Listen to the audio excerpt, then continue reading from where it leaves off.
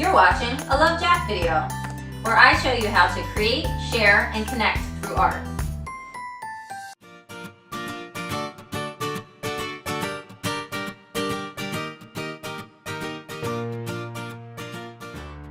This is Make Art to Mail.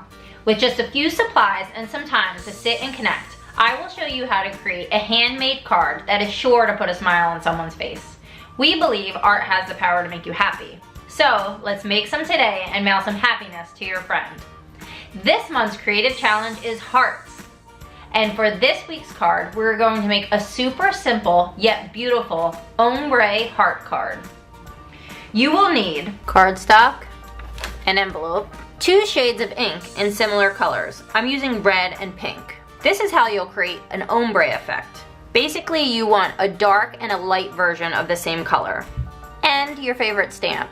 I'm using a heart because this month's creative challenge is hearts. This specific heart is a clear stamp from my Inkable envelope stamp set. It's right here, this heart here. I do have a few of these left in case you want to order them. To create an ombre effect, it's pretty easy. You want to go from dark to light. Start with the dark color on top, stamping for the first time with full ink, and then stamping it a couple more times below it. This creates a lighter color using the same ink. Do this for the top half of the card.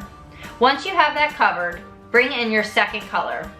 Since this is a lighter shade of your first color, start in the middle, stamping with full ink and then stamping it off as you go lower and lower. I like the look of it overlapping. It makes it look more like confetti to me. And it takes the pressure off of trying to make a perfectly straight line. It's that easy. You know I love a decorated envelope, so I'm going to repeat this on the front and the back of the envelope as well, so the whole thing is cohesive.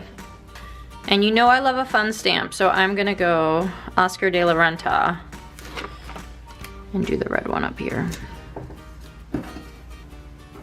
Once you have this technique down, your options are endless. You could choose any color and any stamp. I suggest making a couple different versions while you have the supplies out. That way, when it comes time to mail a card, you have one on hand. If you love the ombre look, this is a fun way to get your fix without having to paint an entire wall of your house. Be sure to post a photo of the card you make. I would love to see the color stamp combination you choose.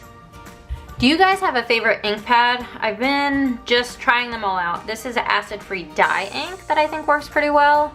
But let me know in the comments below. Do you have a favorite?